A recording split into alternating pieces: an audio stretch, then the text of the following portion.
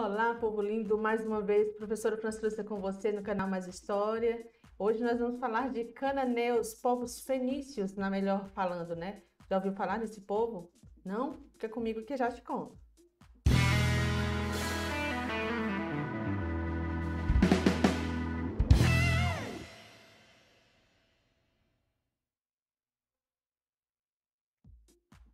Bem-vindos ao canal Mais História, sou a professora Francilúcia, estou com você hoje mais um vídeo que vai estar trazendo importantes informações sobre povos da antiguidade. Vamos hoje de fenícios. Já se inscreva, deixe seu like e compartilhe com os amigos. Vamos de estudos! Estamos aqui com uma imagem de satélite de uma região antiga do Oriente Médio. Vamos especificamente para essa região chamada de Canaã na antiguidade. Portanto, esses povos passaram a se denominar de cananeus. Que povos são esses? São os fenícios. O que nós iremos aprender sobre esse povo? Bem interessante. Nós vamos aprender que em 3.200 anos antes de Cristo, no leste do mar Mediterrâneo, nós vamos estar vendo que eles vão se enveredar, ou melhor, vão navegar, ser corajosos e ousados por técnicas inovadoras, navegando e comercializando por essas regiões. E esse importante povo vai se estabelecer nessa estreita faixa no que é hoje, atualmente, o Líbano, né? E também está entre o Líbano e Israel. Séculos depois, eles vão se tornar famosos pelas grandes inovações, especialmente na área da escrita e da astronomia. Estou falando dos povos fenícios. Os gregos, eles chamavam as terras situadas no leste de Fenícia. E aí, os povos que ali moravam de fenícios, mas eles mesmos não se chamavam assim. Eles, por estarem voltando para a terra natal, o local onde eles iam se estabelecer, que era Canaã, eles mesmos se chamavam de cananeus, né? Daí a expressão Canaã, que significa também mercadores. E as habilidades comerciais deles vão ficar famosas, principalmente depois de 1.200 anos antes de Cristo. Houve também uma derrota dos povos egípcios e dos hititas, permitindo que esses povos se expandissem e dominassem todo o litoral. Nós vamos estar vendo um mapa onde vai estar mostrando essa expansão e essa localização desses povos. Aqui nós vemos que está mais bem próximo ao Mediterrâneo, ao norte de Israel, próximo também à Síria, né? E essa região vai ser muito conhecida principalmente pelas facilidades do desenvolvimento geográfico, de grandes abundâncias de floresta. E essas florestas vão ter grandes madeiras, a principal delas vai ser o cedro. Isso vai facilitar e impulsionar a construção de vários navios. Mas nós vamos estar entendendo isso ao longo do período, certo?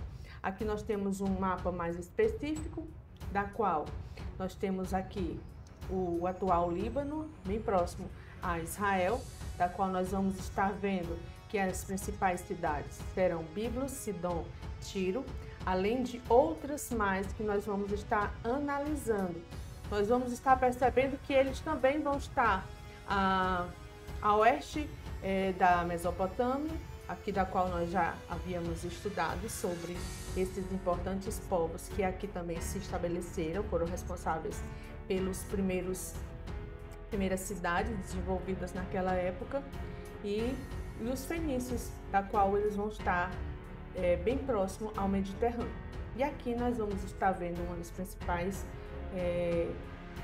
objetos que vão estar identificando essas técnicas de navegação. O objetivo principal desses estudos que nós vamos estar vendo é a localização.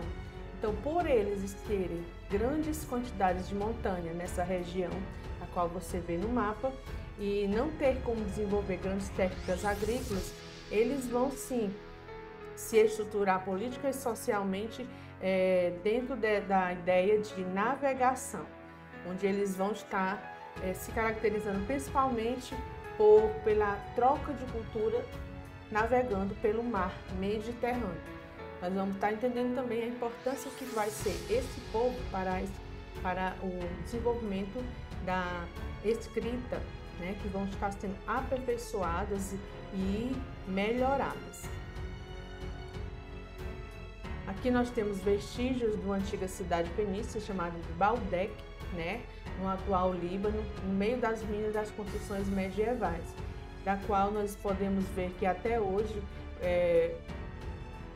existem estruturas que vão mostrar a grandiosidade que foi esse povo naquela época, da qual os egípcios, os hititas, naquele período de expansão, de domínio pelo litoral, eles vão estar controlando principalmente essas rotas comerciais, né? As características físicas também do povo fenício vai ajudar a que eles desenvolvam produção de barcos mais leves, construção de navios mais leves com a madeira, e a mais conhecida como a madeira cedro. Diante disso, nós vamos estar analisando agora que a localização no norte da Palestina, no que hoje é o Líbano, vai fazer com que esses povos da fenícios possam ser altamente tecnológicos para a sua época. Teve várias cidades importantes naquele período, mas uma das mais conhecidas vai ser Biblos, Tiro e Sidom, na qual nós vamos estar analisando nos próximos slides.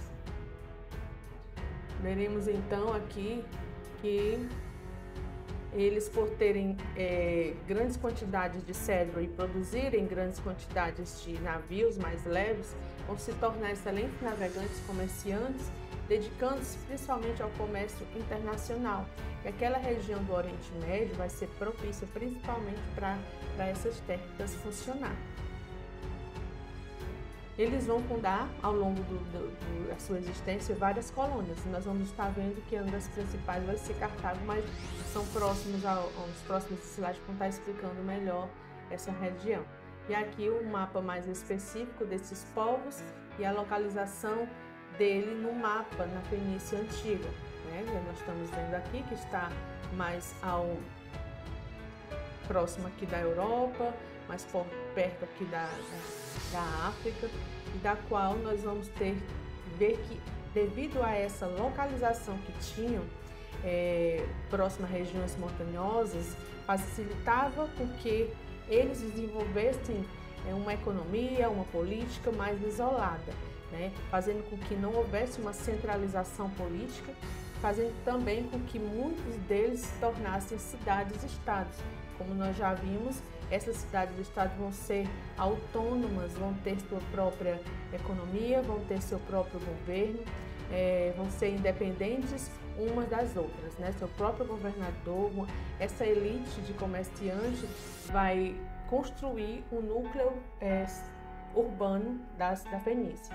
Isso mesmo acontecia com a religião, né? Cada cidade tinha um deus, né? Uma divindade, ou um conjunto dessas divindades, mas existiam elementos comuns entre eles, né? Principalmente a língua, os costumes de haver registros escritos, e isso vai ser um diferencial, porque eles vão aperfeiçoar essa escrita, e além das tecnologias náuticas que eles vão estar desenvolvendo.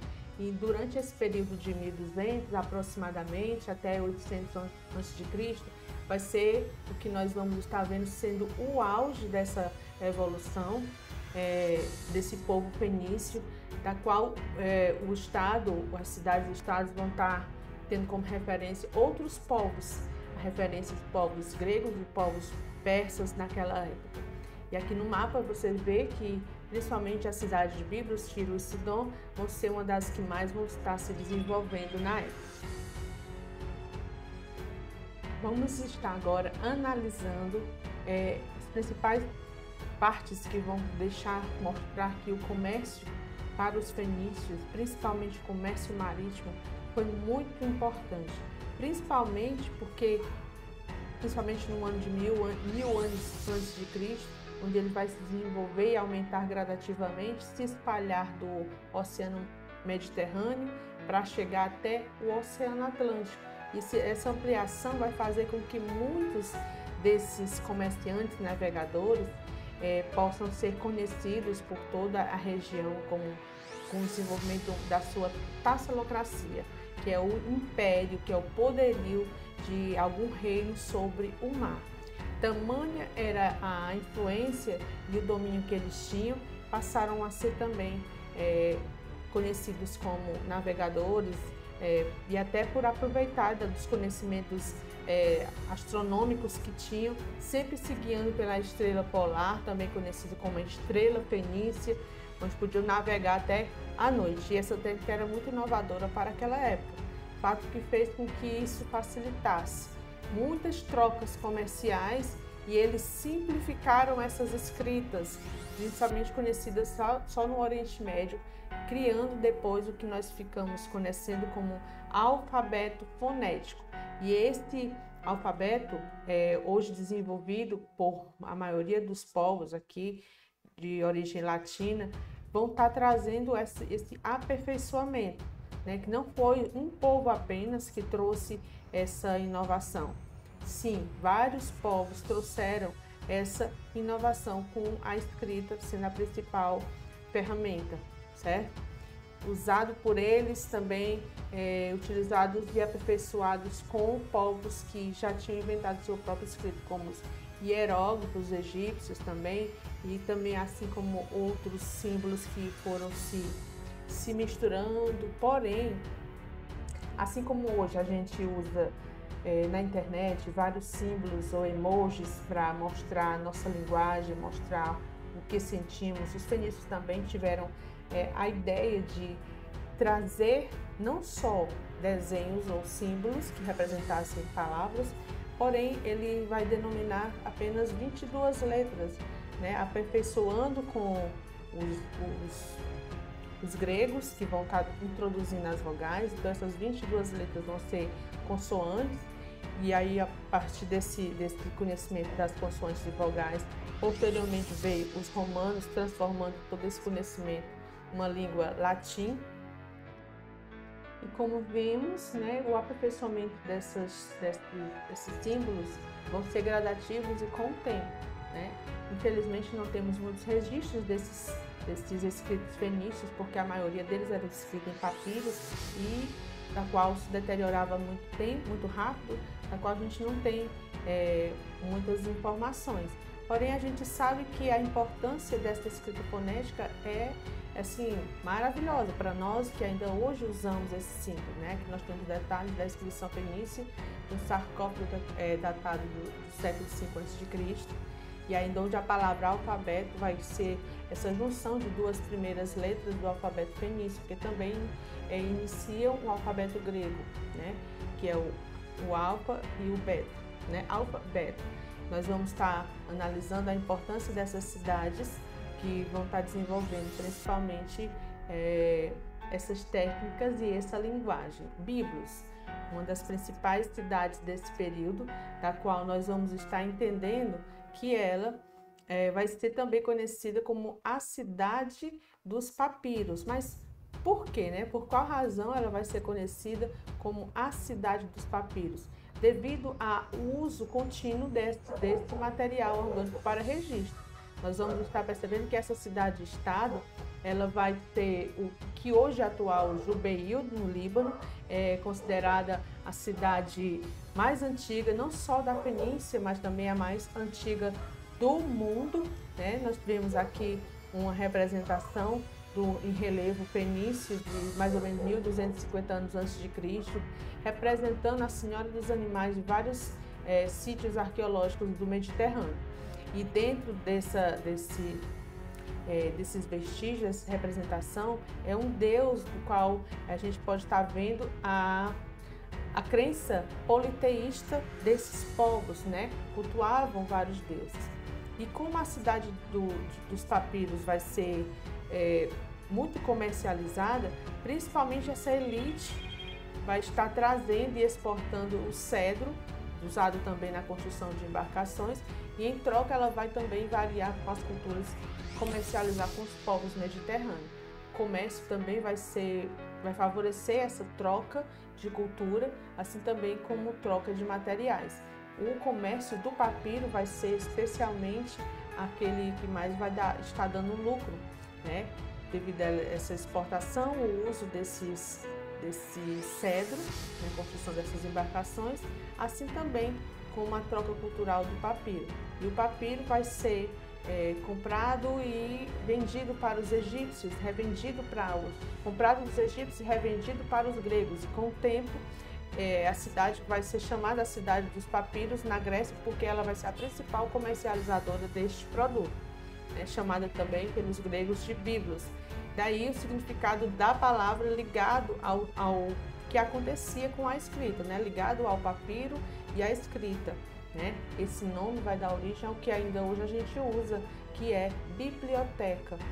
Daí a linguagem, onde vai juntar o papel com vários escritos ou conjunto de escritos.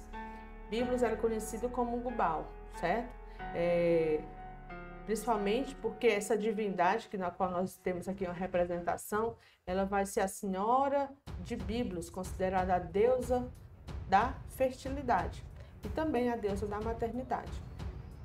Vimos aí que Biblos é a cidade mais antiga do mundo, a cidade também que vai ser desenvolvida o papiro, e infelizmente não tem muitos registros, justamente por conta dessa dificuldade por ser de origem orgânica, vai se deteriorar muito, Não temos muitos registros.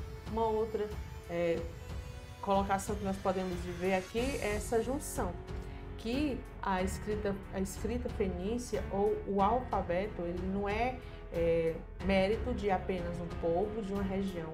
Ele é o conjunto de associações, de contribuições de outros povos. Vimos lá os hieróglifos e ideogramas do Egito vão ser aperfeiçoados, e a escrita cuneiforme dos sumérios também vão ser usados, porém tinham muita dificuldade porque eram muitos caracteres que teriam que ser memorizados, da qual os fenícios vão sintetizar, vão tornar algo mais simples, criando apenas esses símbolos, de letras. Primeiro vai ser o cuneiforme, depois o linear. E posteriormente vai ser acrescentado as vogais pelos gregos, aperfeiçoado pelos etruscos e romanos, da qual vão dar origem ao latim, da qual vão estar usando aqui as letras que até hoje são escritas na maioria dos lugares, dos povos. Então, a contribuição tremenda dos fenícios para nós. Cidade também muito importante entre os fenícios vai ser a cidade de Tiro, a cidade do mesmo nome que hoje também existe essa cidade de Tiro, dividida-se em duas regiões, uma mais antiga, e essa região mais antiga é pouco habitada, e outra que é mais bem posicionada devido a funcionar a vida urbana. Então, entre 1200 a.C. e 1000 depois de Cristo, ela vai se tornar o centro comercial dos fenícios, lá do Mediterrâneo. E isso vai fazer com que se torne, naquele período, a cidade mais bem desenvolvida do Mediterrâneo. E ao longo do tempo ela vai ser dominada por vários povos. E os povos que vão estar, principalmente com o tempo, dominando, vai ser assírios, babilônicos, persas, macedônicos, romanos. E durante muito tempo ela ficou conhecida pela sua produção justamente de púrpura, a púrpura de Tiro.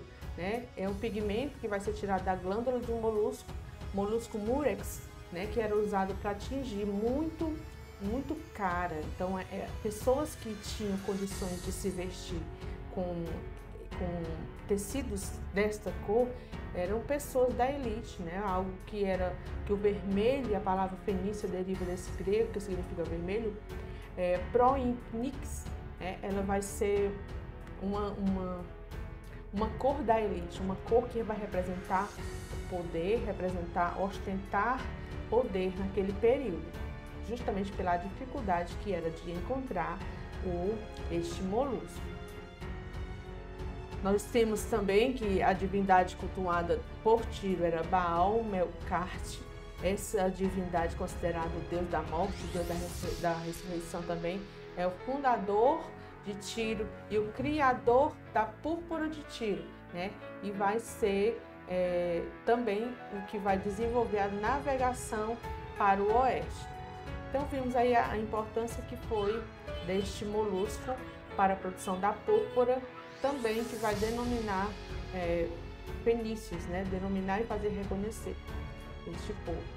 Aí nós temos o molusco, né, que representa a importância da extração deste molusco para a cor púrpura. É necessário muitos moluscos para produzir uma pequena quantidade de corante, então era um produto altamente valioso. Uma outra cidade, também de várias outras, muito importante, vai ser Sidom. Sidom, da atual Sidom, hoje, atualmente no Líbano, existe essa cidade. Há vestígios ainda da cidade de Sidom antiga. Se pudéssemos fazer uma visita virtual, poderíamos analisar quantos ainda existe de vestígio, a importância que teve Sidom para a Fenícia. Ele vai ser um centro comercial muito próspero, só aproximadamente há 2000 anos antes de Cristo. Tanto Tiro quanto Sidom vai ser dominada por vários povos. Comercialmente, ele vai estar muito famosa, muito crescente nesse período. Porém, a produção, assim como Tiro tinha a produção baseada na produção de púrpura, né? Púrpura de Tiro, aqui em Sidom a produção vai estar voltada para um novo tipo de púrpura e também para a produção de vidro, né? Não há entre os historiadores o consenso de quem teria sido o inventor do vidro, mas com certeza houve muitos vestígios de que houve contribuições desses povos para a produção deste objeto, do vidro tão utilizado por nós ainda hoje. Estamos falando aqui em períodos antes de Cristo, então a importância que esse povo teve para o desenvolvimento de objetos e de técnicas que são usadas até hoje. Aí nós temos uma ilustração, uma fotografia de 2017 da cidade de Sidom, no Líbano, né? Os principais produtores e exportadores de objetos feitos de vidro e também de púrpura. Não podemos deixar de falar da importância que foi as colônias fenícias. Os fenícios se desenvolveram tanto, expandiram tanto para a sua época, que fundaram colônias, né? Essas colônias nós podemos estar analisando aqui pelo mapa, da qual aqui nós vimos as principais cidades, as navegações que fizeram com que eles enveredassem pelo mar Mediterrâneo, fundando novas colônias por toda essa região, no norte da África, no sul da Península Ibérica, nas ilhas de Baleares, nas ilhas de Sardenha, de Córcega e também nas ilhas de Sicília, né? Mas nenhuma delas foi tão importante quanto Cartago. Cartago, que hoje é a atual Tunísia, né? Bem mais bem sucedida, localizada na Tunísia, fundada pelos comerciantes de Tiro. E devido aos cartagineses ser chamados de Punas, né? Punas, durante um período da história dos romanos, houve guerras pelo domínio deste mar Mediterrâneo com os cartaginenses. Aí passou a ser conhecidas como guerras púnicas. E devido à ocupação estratégica do Mediterrâneo, eles puderam controlar o comércio e dominar todo o norte, do norte ao sul. Em pouco tempo, ele deixou condições da colônia ser considerada a cidade-estado mais importante, cultuando vários deuses e divindades.